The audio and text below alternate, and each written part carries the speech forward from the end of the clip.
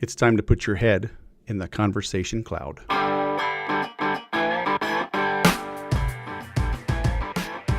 Hello, my friend, and welcome to the Sales Podcast. I'm Wes Schaeffer, the Sales Whisperer, your host, recording this intro on Friday afternoon.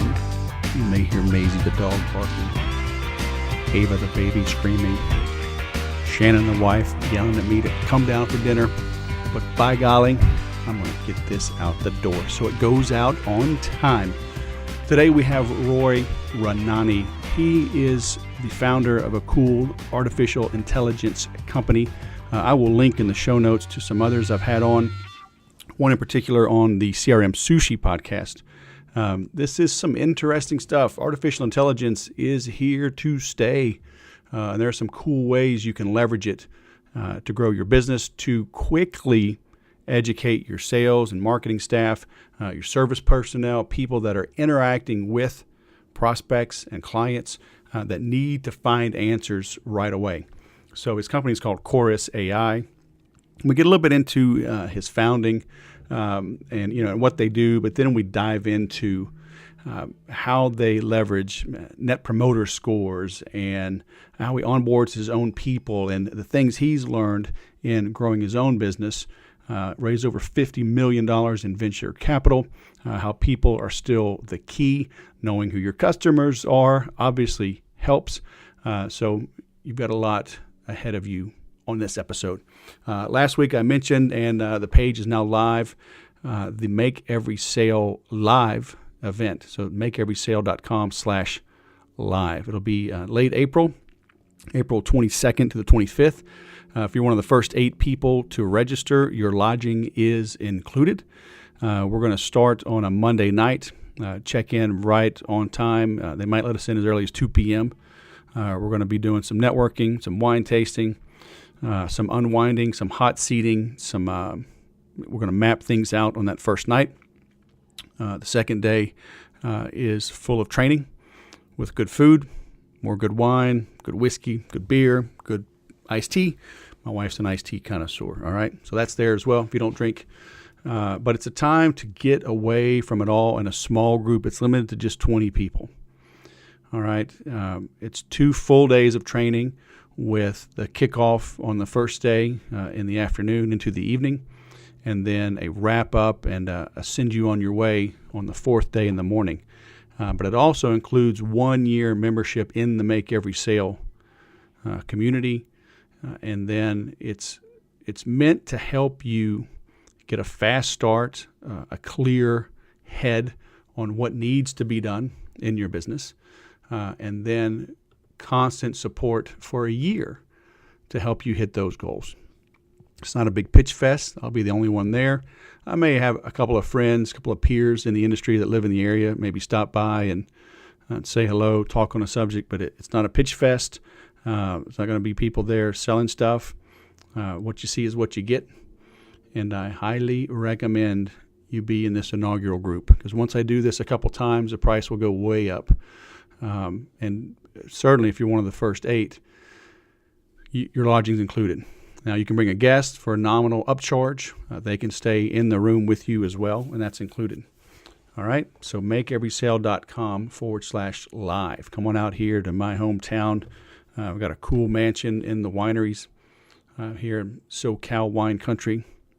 It's going to be 4 days to help you get some clarity and make every sale.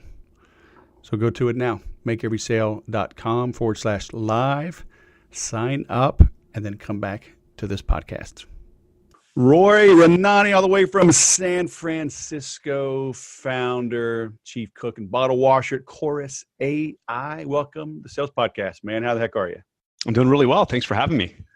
So what is this? Introducing the conversation cloud. Don't let another conversation disappear into thin air. Come on, man. We all know that salespeople are just super diligent. They load every conversation right into CRM immediately as soon as it happens. They never lose a deal. They know the next steps after every conversation. It's clear. It's obvious. Is there even a need for you? Come on, man. I think you just summed up why we exist. So what is this? How'd you get this started? Are you a software geek by trade? Are you a salesman? What's the deal? Well, my first job to put myself through college was doing inside sales for a tech company. And I was working remote and basically realized that there was no way for me to get better. There was no way for me to learn from what the more experienced folks on the team were doing. And for the CEO and for the VP of sales that were in other cities, they had no visibility into what was actually going on in the front lines. And so after a bunch of years consulting to big companies, we realized that there was this opportunity to basically bring the level of transparency and data and learning that we have in every other part of a business to sales. And that's how we got started. So no visibility. So you had outside sales reps, you were booking appointments, qualifying leads for them?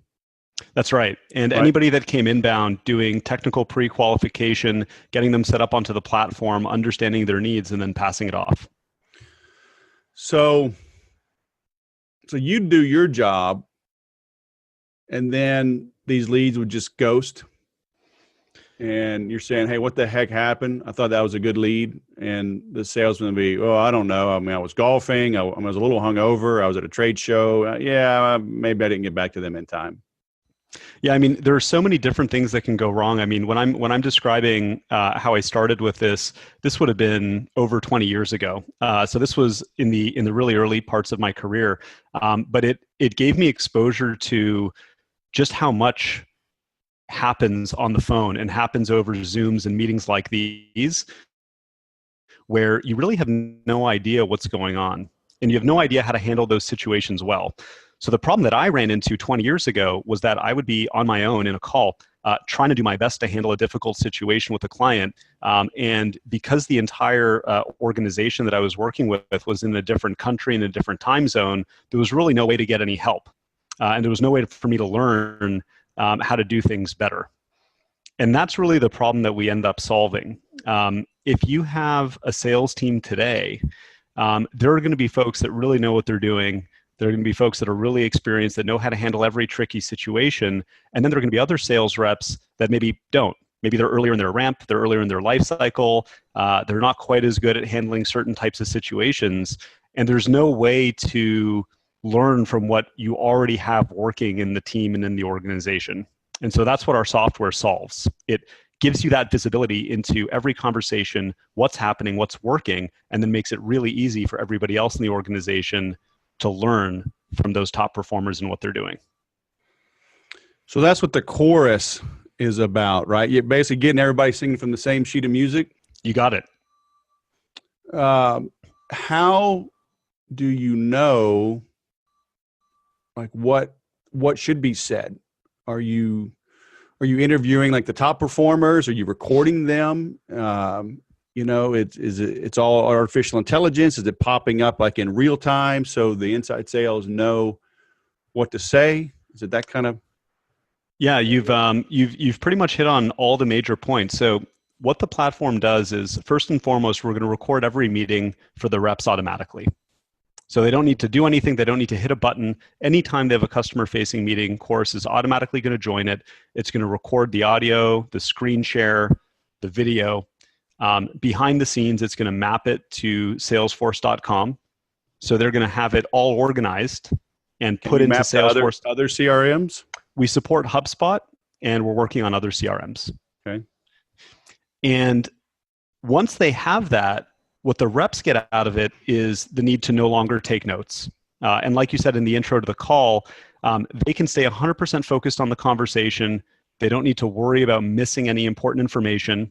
And at the end of the call, Chorus is going to summarize everything that happened, as well as let them know what the action items were and any key parts of the conversation. So that's the most fundamental thing that we do. Once you have all that information, at that point, Chorus will look through all of the calls and all of your deals, and it will figure out what it is that your top performers are doing in tricky situations. So for example, you might say, give me a list of the last 10 deals that were hyper competitive against this competitor, and it was one of our top reps that was on the deal, and we ended up winning the deal. And Chorus will go through all of your calls and conversations and say, these are the calls that you need to listen to, and these are the parts of the calls that you need to listen to. And from there, we're able to learn what's happening and then share that with the rest of the team so that they can learn from it as well. So what did you discover as you were building this? What are like some common mistakes people were making? I mean, above and beyond just letting people wing it and shoot from the hip, right? Because basically that's the problem you're solving, right? The inmates are running the asylum. Yeah, I mean, I think the first thing is that for most teams, there are obviously people that are doing all the right things. They may just not be doing it as consistently as they know they should be doing it. And so what Chorus will do for you is give you feedback after every call about what is happening so that people can self-correct. And I'll give you maybe 2 or 3 examples of some really fundamental things that move the needle. The first one is around just listening, right? So how many sales managers will join a call and then end the call realizing that the rep just maybe spoke way too much, especially early on, went into the pitch, didn't do enough discovery. And so what Chorus is able to do is after every call, show the rep how much talking they did compared to everybody else on the meeting and let them know that they maybe need to ask more engaging questions earlier on in the call, maybe do a little bit more discovery before getting into the pitch and so on. And so our analysis, and at this point we've analyzed millions of calls, has shown that the top performers will only be talking 40 to 50% of the call. And obviously that varies over the course of the sales cycle, but early on, it's only 40 to 50% of the call. You can immediately have some data that you can point a rep to say, this isn't just my opinion. Look at how much you're talking compared to the other folks on the team, and especially the top performers. No worries. Okay. And so the first thing is just making sure that you're engaged in the right way, that you're not talking too much, that you're engaging the prospect. The second thing that we found was around getting more people involved in the buying cycle. And so I'm sure that you and a lot of your listeners know that they need to be multi-threading more often and getting more people involved in conversations. What we found was that the single biggest predictor of whether or not a deal was going to go to closed lost is having just one prospect in a meeting at a time throughout the sales cycle. So you could be talking to the VP and the decision maker and your champion, but if you're doing those in separate meetings, that likely is not going to result in a one deal. And so what you really need to do is get all of those different stakeholders in the room together when you as a sales rep are facilitating that conversation between them, and that will lead to a much higher win rate on average. And the third thing, you talked about next steps. We looked at all the reasons that drive a customer or a prospect to ghost the sales rep in the middle of the sales process. And the number one predictor was looking at the action items and the next steps of the previous meeting. And so as a sales manager, the best thing that you can do to figure out if a good deal in your pipeline is going to progress is go in and actually listen to those action items and listen to how the rep wrapped up the meeting. Is there a mutual close plan? How did the prospect react to the next steps proposed by the rep? And is there a next meeting with a clear agenda, with a clear purpose, and so on and so forth? And if you don't have those fundamentals in place, then there's a high likelihood that the prospect's going to ghost you. So things like that end up being really powerful learnings that work across most of our customers. Yeah. So is somebody too small or too big for this platform? We thought that there would be a real sweet spot, but we have customers with as few as 5 or 10 sales reps that are using the platform to learn what the experienced folks are doing and use that to ramp all the new hires that they're bringing on, all the way up to organizations like Zoom and Adobe and Qualtrics with hundreds and hundreds of salespeople that are scaling at a huge pace and need data and insights on what is and isn't working on the front lines. Do sales reps feel like it's Big Brother like they're going to be analyzed and get, self-conscious about it? It's a really good question. It's a common question that comes up, and the answer is it depends on the manager and the culture of the organization. At the end of the day, our net promoter score is through the roof, meaning reps are actually the people on the platform that love the platform the most, because they don't have to take notes anymore. They have all their action items summarized for them. It makes it really easy for them to loop other folks into the deal because they have a recording where they can share very specific parts of it with other folks in the organization. And so they end up really loving the platform. What doesn't work is if you have a sales manager that will listen to your calls and your deals and just start throwing out criticism after criticism after criticism. And, with our experience there, it's not the platform that enables that. I mean, it's stuff that probably that manager is doing anyways. And so one of the nice things about it is that you can see in the platform, are folks leaving positive or constructive feedback? And we encourage everybody to start with that constructive feedback and use it as a way to up-level everyone's game. Right. Yeah. So how many managers are self-conscious about this? Because they may see it, they may think they're exposed because like they have so many salespeople that are bad. Well, the great thing about sales is that I don't think it's the call that points that out. The results will speak for themselves. In that case where you do have a manager that maybe doesn't have the skills, what's really helpful is that the reps can learn from one another.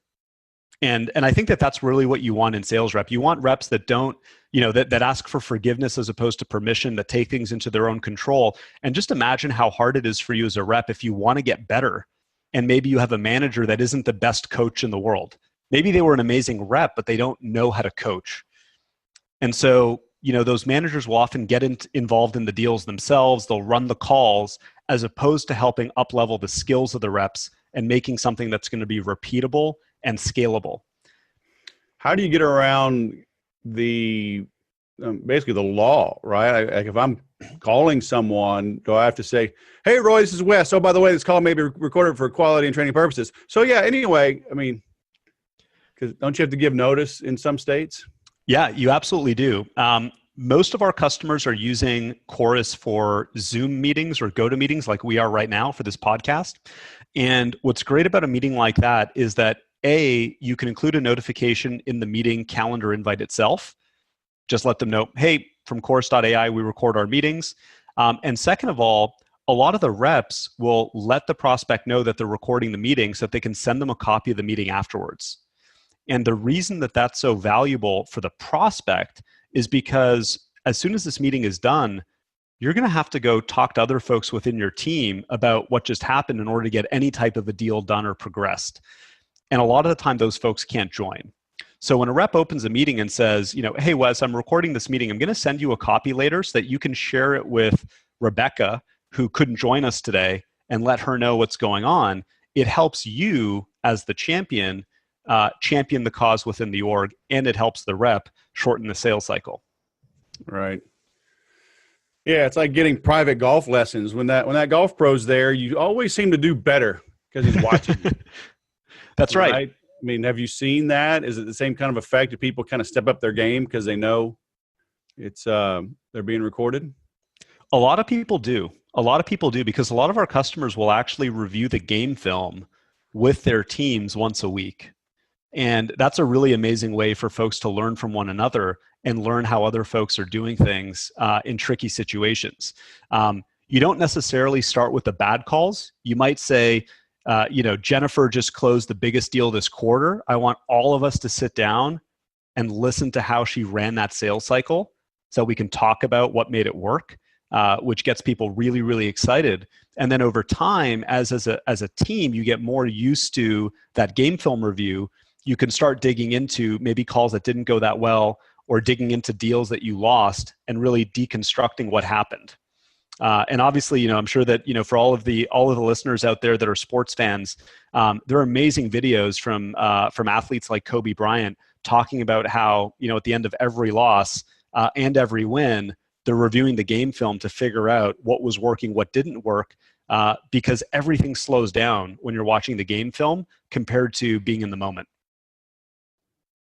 So is it populating with talk tracks like in real time?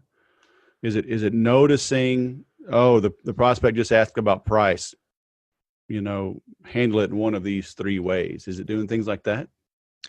It will be. So today we're analyzing the whole conversation as it's happening, which means that the second the meeting is over, you have access to the recording and the transcript and every key moment in the conversation highlighted for you.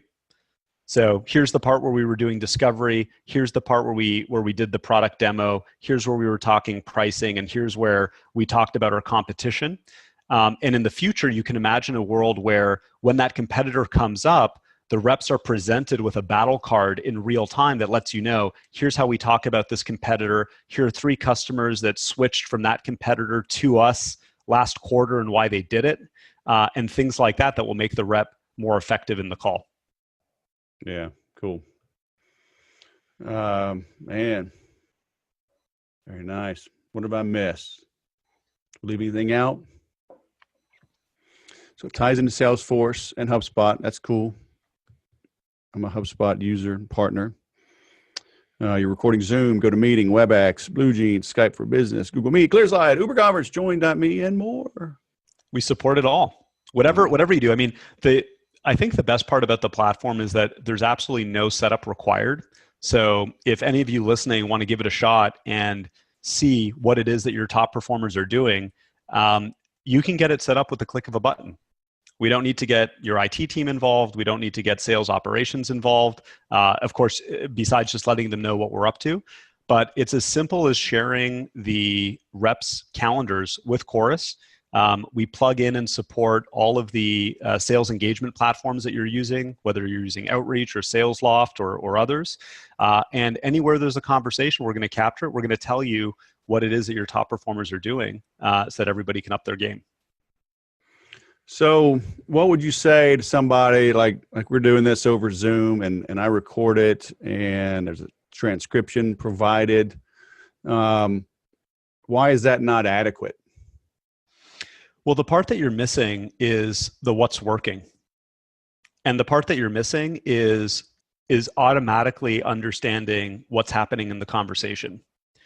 I mean, what you're describing is where we were 3.5 years ago when we started the company, right? The very first version of the product was giving you a recording and a transcription that you could search. But what Chorus will do is automatically learn your playbook. So if, in 20% of your meetings, a sales rep is telling a certain customer story, Chorus is going to automatically figure out that that's happening and then tag it for you in every conversation. Chorus is going to automatically figure out when you're talking about your product's pricing and tag it for you. Chorus is going to figure out when you're talking about your competitors and tag it for you. And so what that means is when you pull up a 1-hour call, you don't have to skip through it looking for specific parts of it that's going to be useful. You're going to get that overview that will let you, in 5 minutes, get a really good overview of exactly what happened in the call and get to the moments that you need to listen to. Right. So what have you learned about launching a business? Is this your first business ever? This is my first business. And it's been around, what, 3 years, you said? 3.5 years. We've raised over $50 million in venture capital. Wow. And we've been in a scaling mode for the last 18 months. So the biggest learnings, I think for me, I think that, so much of this has been said by folks, but until you're doing it yourself, maybe you don't fully grok it. I think that, first and foremost, it comes down to people. Everything comes down to the folks that you have in the room with you. And number 2, it comes down to really understanding your customers and doing everything to make them successful. And so we got really lucky with the customers that we brought on board, that we partnered with them to build an amazing product and make them successful. So what were you doing immediately before you left? Were you still in inside sales? Were you in outside sales? Were you a sales manager? I was doing management consulting. So I was working with GMs in different businesses to help them improve their operations, improve their performance, which was really about looking for opportunities to make things better. And what we would always find is that in every company that we worked with, there are people that know what the right thing to do is, but somehow that doesn't bubble its way up to management, right? There's always, like, the answers are already in the organization. And when we realized how much of a company's success was impacted by sales, especially when times get tough, right? When times get tough, you rely on sales to drive everything. And there was just no visibility, right? Like, all the data that we're relying on to drive revenue is coming from Salesforce.com, and we have no information on the calls and the meetings that are actually that heartbeat of the revenue. And so that's where we saw the opportunity was, like, let's go right into those conversations and figure out what's happening so that you can do more of what's working. So you're hanging out, flying first class, probably in a private jet, multiple assistants, probably got massage therapists on the plane, and you're like, you know what, I'm going to go raise some money and start a company. So what was that like? I mean, what was the first thing, did you have a buddy that coded? Did you find like an overseas VA and say, hey, can you script some things out? I mean, where does one even begin? Well, in my case, first thing I did was I quit my job after my son was born. I was doing exactly what you were describing, although not first class, but working 100-hour weeks, traveling each and every week, and decided that I didn't want to do that anymore. And then I took what I called a year on instead of a year off, and started working through what's something that I could dedicate the next decade of my career to and my life, and really got excited about the opportunity to transform, or to help companies transform sales and make it more data driven and make it more successful. And so at that point, I brought together two friends, one that I'd gone to college with, who is the best engineer that I've ever worked with. And he was running his own software company at the time.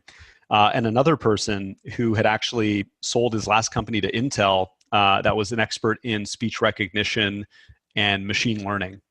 And I got those folks together. We talked about the vision and the opportunity, and then we're fortunate enough to persuade some amazing investors in the Silicon Valley to give us some funding. Cool. So you assembled the A team, and the interesting thing, I mean, what I'm concluding, not too many people can take a year on. So you obviously had a rainy day fund, so you had the ability to take that time.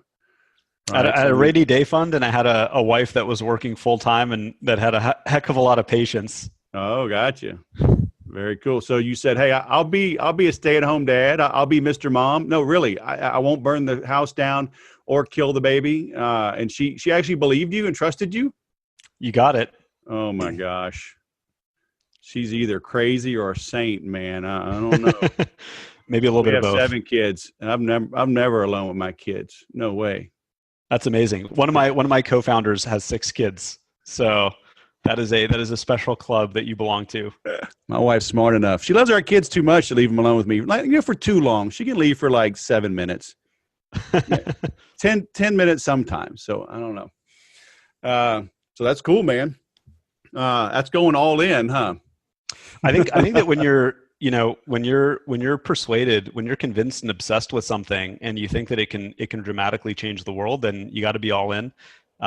This is something that I was obsessed with for a really, really long time, and it's been amazing because the customers that we have truly see the benefit of the platform and what it can do for them. And the most fulfilling thing is actually hearing reps that were struggling and saying, wow, this actually helped me hit quota for the first time. I was able to take a month. I was able to learn and really learn from what a bunch of other folks on the team were doing, which you can't do, because imagine that you're somebody that's struggling. You're not going to be able to take hours and hours out of the selling day to go shadow somebody more experienced to figure out how they're handling certain situations that are tripping you up. And so, just being able to see reps learn from one another, up their game, start hitting quota, and then having new reps saying, I got into this company. This is the first job where I've ever had access to Chorus, and I ramped in 50% of the time that it would have taken me, or that it's taken me at any one of my previous companies. Yeah. Man, you better not put me out of business. I need people to be dumb. They got to call in the whisperer, baby, and make them smart. Well, there are, I think, you asked about one of the difference between smaller companies and bigger companies. And one of the things that I will say is in the early days, before you have that product market fit, before you have that repeatable sales process completely figured out, I think that's one of the toughest parts, the toughest times. And that's when having folks with outside experience that can help you get creative, help you try out a lot of different things becomes so valuable. And then for larger organizations, obviously, when you're introducing new products, you're introducing new functionality, things aren't working quite the right way. There can be a lot of benefits to bringing out outside experience and working with those creative reps that are helping you figure out those new talk tracks. Man, you should run for office. That was a hot potato, and you kind of handled it pretty well. Well, I'm Canadian, so I don't think I'll be able to run for office in the States anytime soon. But I take the compliment kindly. Changing people, don't get me started. All right, let's go back to the founding though. You convince a couple buddies. One had sold his business, so I'm going to assume again he had some runway insofar as income that he could make that leap of faith. How long did it take before you had a viable product that you could show someone, even in an alpha setting, let alone a beta? Yeah, I mean, honestly, I think that I owe a lot to our early customers, because those customers are really taking a risk on you. And we all know this in sales, that when you're in a sales cycle with a customer, they're in a buying cycle. A big part of their decision is, am I putting my career at risk by partnering with this vendor? Right. So when you're making that recommendation to buy a piece of software and implement it, you're putting some of your career on the line. And we had a number of folks at a number of different companies that put their political capital, if you will, on the line to say, we're going to get this thing up and running. And we believe in the software. Who were those? Were those people you already knew, or were these just cold calls that you landed? Did you have like a relationship from before? In the early days, a lot of it is word of mouth and relationships. So people that I knew that introduced me to other people where there was trust there. And obviously it helps having the types of investors that we did or that we do, saying that this is a real thing. And then, more than anything, building a really solid product that people can use. And so for us, like I said, I won't go through every customer that we started working with, our first 10, but we had something that was working, we got it up and running. And then there are mistakes, and I think that in those early days, you look for ways to minimize the damage, which is basically, do no harm. Maybe you're not adding a ton of value, but at the very least do no harm. And so there's a lot of work goes into designing a product to minimize that impact. And then if you do make a mistake, completely owning it. So in the early days, if our system went down or something like that, I would show up personally with a bottle of bourbon or some chocolates or something like that to apologize and then do better. So like these first 10, would you tell them, hey, you're our first 10, we're looking for a pilot, and did you charge them, or did you say, hey, it'll be $1,000 normally, but we'll give it to you for $100, like at a deep discount, or, how'd you get those early ones? It was a combination. We did have some paid pilots, and then we did have some customers where we gave them beta software, and we said, this is in beta. We want to work with you to help develop the platform. And when we do officially go to market, you'll be grandfathered into some fantastic pricing as a thank you, and in recognition of helping you bring this product to market. And so I think that a lot of your listeners will know that in the early days, you're looking for those early adopters. You're looking for people that are, in our case, you're looking for people that really care about coaching their reps and are doing this type of call shadowing and coaching themselves manually. They're so passionate about it. And you're basically coming with the holy grail, right? The software that they've been looking for the last decade of their lives that they couldn't find. And if you can find those types of partners, then they'll work through the early issues with you and help you develop that product. Yeah, because there's always bleeding edge people out there that like taking these risks. You know, they love technology. They like being known as a rebel or as a thought leader, and they'll experiment with new stuff. So, you know, everybody wins as long as the software does no harm, right? and then does some good.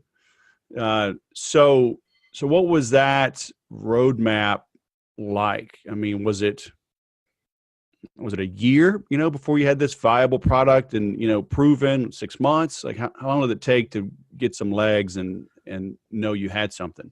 Yeah, it took us about 6 months to get the first version of the product out that our customers could use. And then once we got into market, it probably took us another 6 months or so to figure out exactly what types of sales teams we wanted to work with, and the right way to integrate with their existing tech stack, because that was the big learning. I mean, every sales team, as we know, is going to have the software that they're already using, and you want to blend into that in a completely painless, seamless way. And so in the early days, we actually built our own dialer. So we had a platform just like Outreach or SalesLoft that was making phone calls, or like RingCentral, but it was doing the recording and the analysis in real time. And what we realized after about 6 months was that, you know, there's a reason that there are entire companies dedicated to building these call center platforms. And our best bet is to partner with them and use, provide the analytics and the insights and the coaching platform, as opposed to reinventing the wheel and building a call center ourselves. And so we changed up how we went to market with those partners. Whereas with the video conferencing providers, we realized that we needed to build native integrations with them to be able to capture the recordings of those meetings and get them right. And so we went through that approach in order to get to those calls and meetings. So it sounded like your initial assumption was, hey, we have to build A through Z, but is it more like you realize we only need A through D to be viable? I think the way that I would describe it is, you know, do only what you can do. And in an early stage startup, so much of it is about de-risking what you're doing.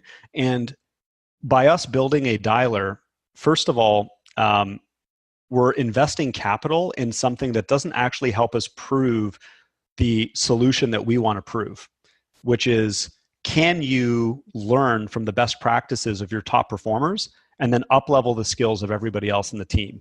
Can you learn from what is and isn't working across millions of conversations and then help implement those best practices so that everybody makes more money? Right. And so, yeah, in the early days, we thought we needed to do that. Then we realized, you know, we actually really don't. It's not helping us. It's going to require us to divert resources from the things that really set us apart and drive the return for our customers. So let's switch it up and focus on what we do best. So kind of like Apple's model, right? I mean, they didn't invent the MP3 player. They just made it a little nicer and marketed it better, right? 1,000 songs in your pocket. That's right. When they first came out with the iPod. So would you recommend that approach?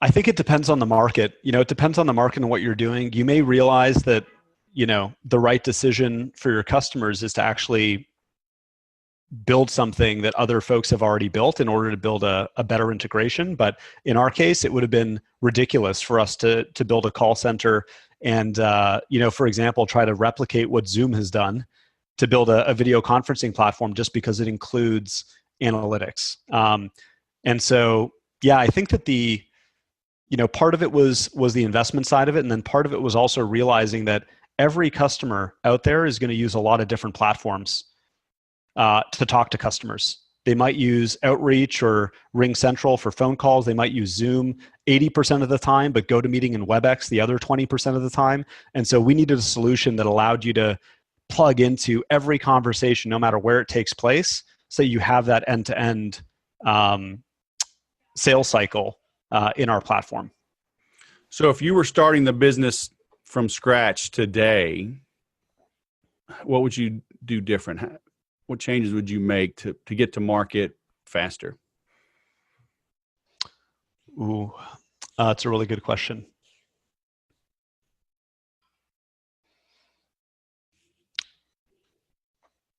I actually don't know that I would do that much different. I feel like everything that we did helped us get to where we are. I mean, we definitely made mistakes along the way, but yeah, I think that everything that we did helped make us who we are today. Helped us understand our customers better.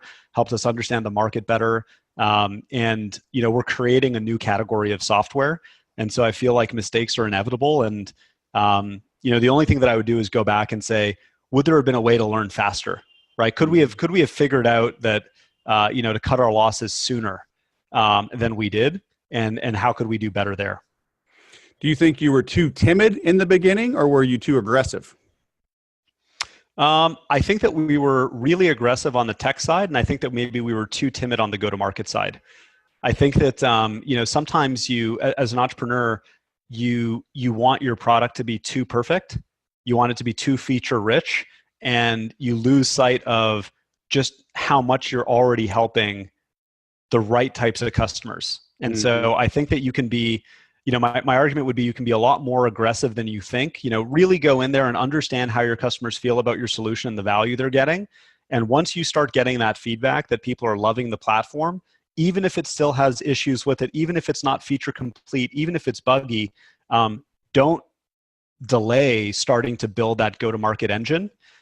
Because it takes time to build it up, as we know. Yeah, I maybe you have a cure for knee pain, but you want to cure cancer, so you don't go to market with and help people with knee pain, right? Like, come on, there's a lot of people with knee pain. Exactly. Exactly. So you're talking about going to market. Like, what works now? It's a busy, crowded, noisy, fake news world. How do you stand out in this noisy world? Well, I think that there are two things that really work for us. The first one are our customers. And so, I do really think that, I'm sure that your listeners have heard about the Fire Festival and all of the, garbage around that. Like it can be really, really easy to pump up snake oil. And I think the part that's really hard to fake is authenticity of your customers.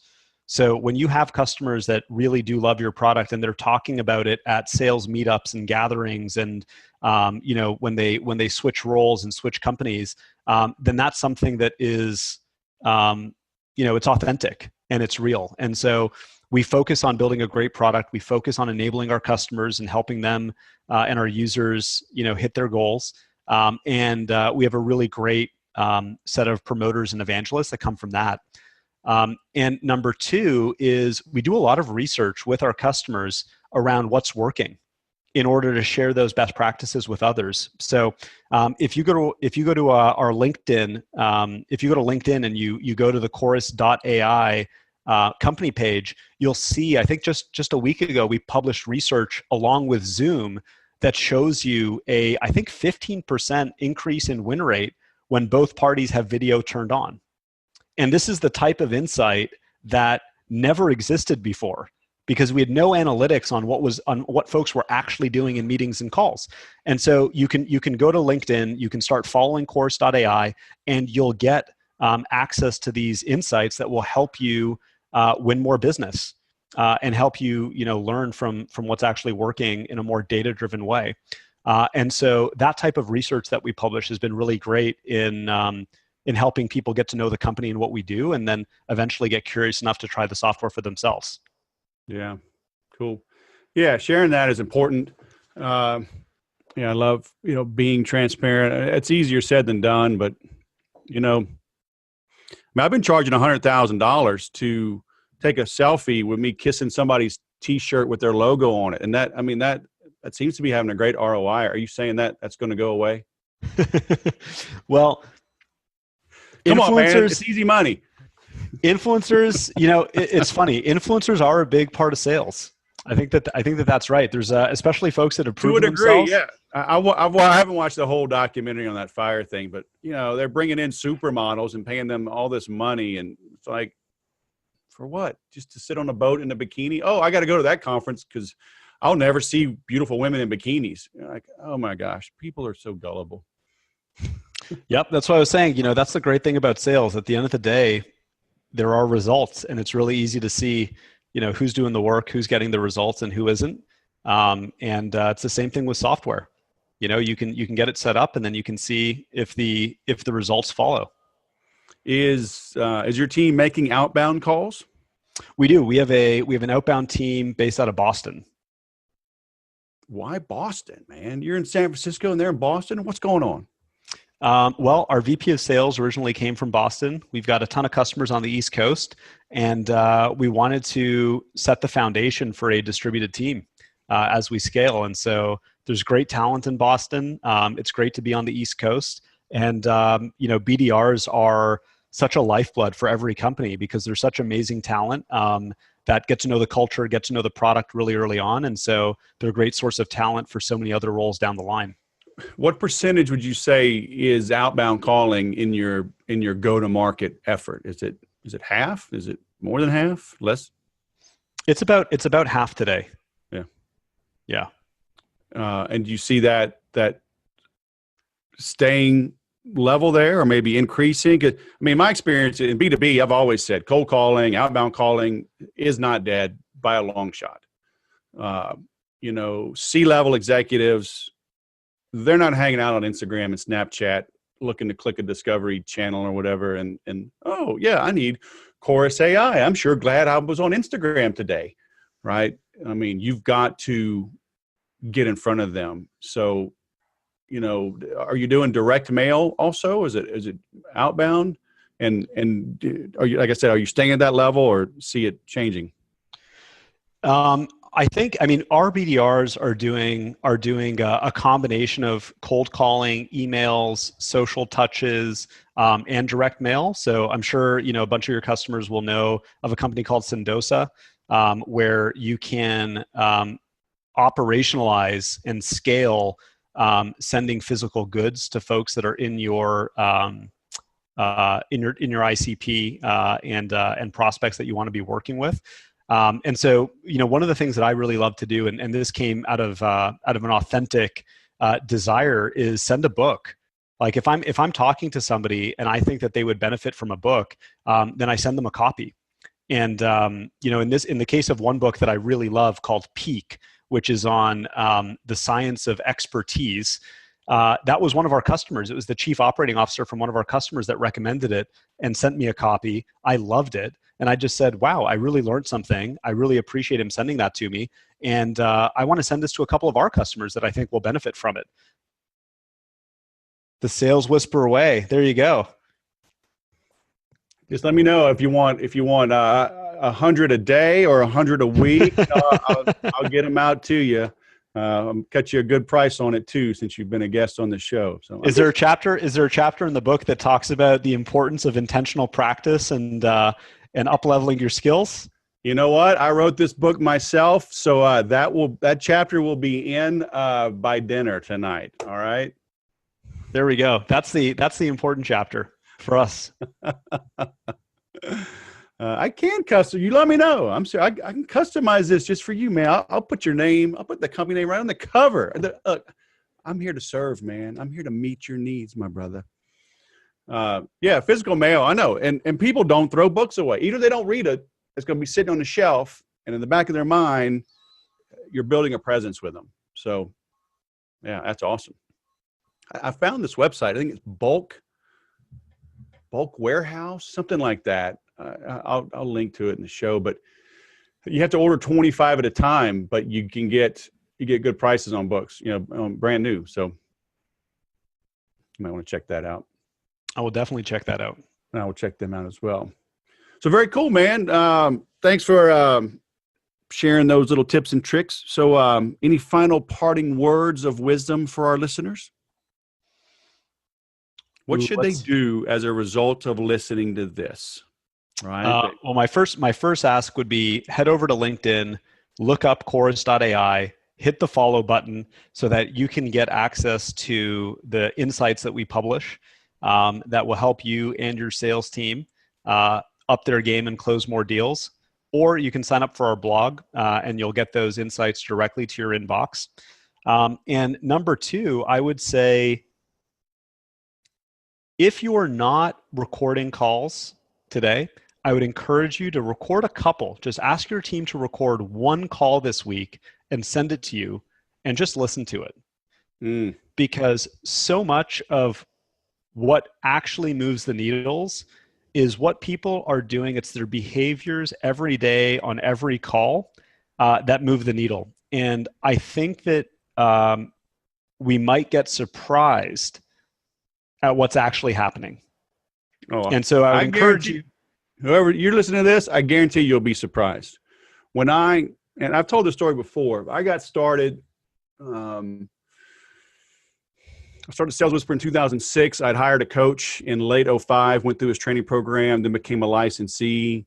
And the first thing he had me do was record my conversations. And I kid you not, we listened to 2, and it changed my game.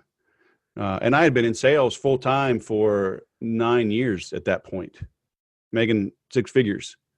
So I wasn't a slouch, but man, I was probably at about 30% of my ability. And what did you realize when you listened to those recordings? Hey, listen, this is my show. I asked the question. Okay. But you've been generous, so I'll go ahead and answer this one.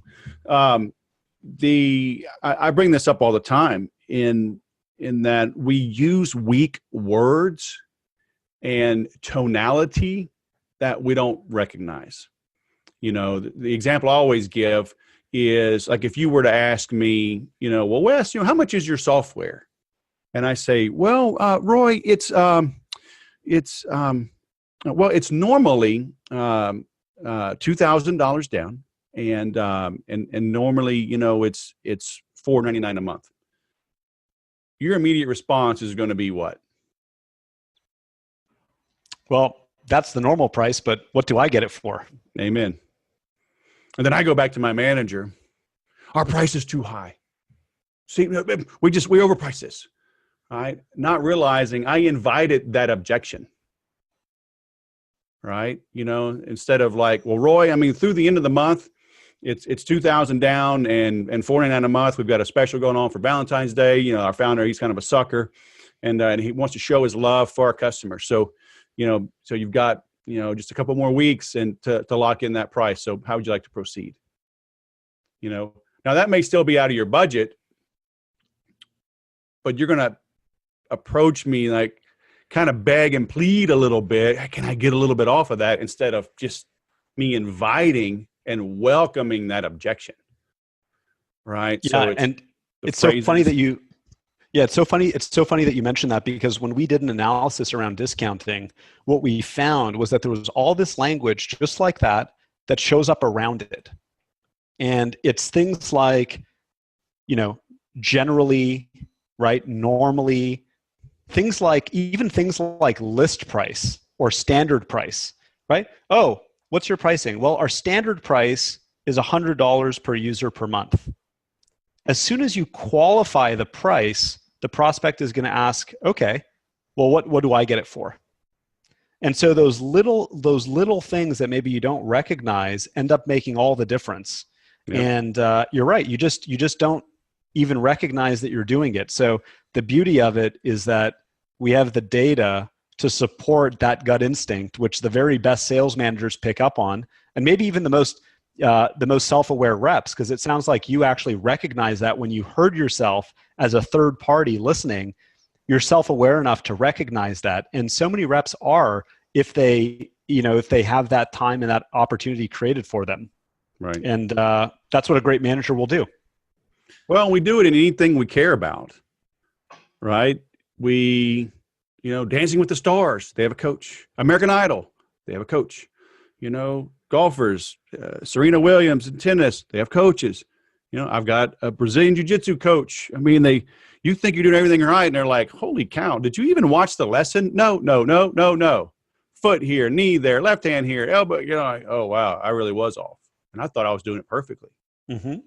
You got to have somebody on the outside looking in because you can't read the label from inside the bottle. Right. And how often do you watch, do you watch famous matches, right? Like Henry Gracie or whatever, rolling with somebody else in some game and actually deconstructing every move that they made along the way. Oh, yeah. To get into a difficult situation, to get out of a difficult situation.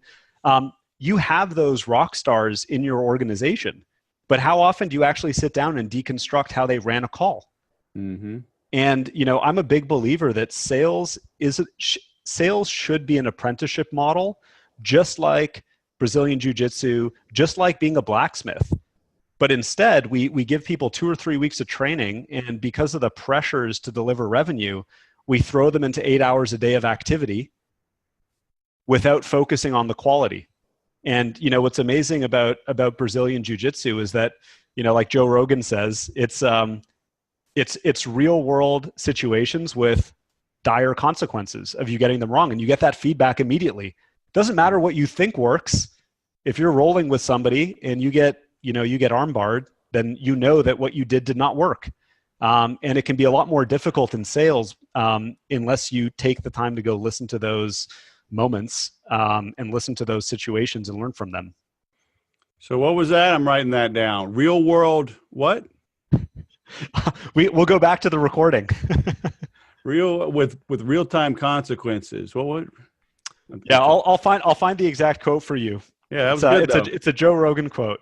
Yeah, for sure. Because it's we always say jiu-jitsu is like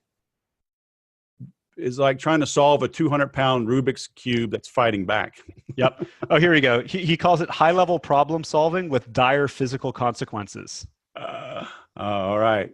Send me that link. That's a good one. That's cool. Well, man, thanks. This has been great. I will link to everything in the show notes. We'll link to the book. We'll link to I've already got your link added for LinkedIn, to your website. You've got a no-cost proof of concept. So some great resources. So I appreciate you taking the time, and I will be up at least in May and July into San Francisco. So I'll give you a shout. Maybe we can drink some of that bourbon. Sounds great. Thanks for having me, Wes. All right, man. Have a great day. You too. We went a little long there, but I hope you think it was worth it. I love getting down into the nitty gritty. I love how he's talking about become fanatical. Too many people are dabbling. You've got multiple tabs on your computers, multiple books on your desk, multiple everything, and you're not diving in. And that, being thin, being light on that, being weak, it's weak. You got to get out of balance on some things, okay? You've got to become fanatical about something. Be known for something, okay? There's riches in niches. Orthopedic surgeons and heart surgeons make more money than the general practitioner because of their specialty. It's time for you to choose who to lose. It's time for you to become fanatical.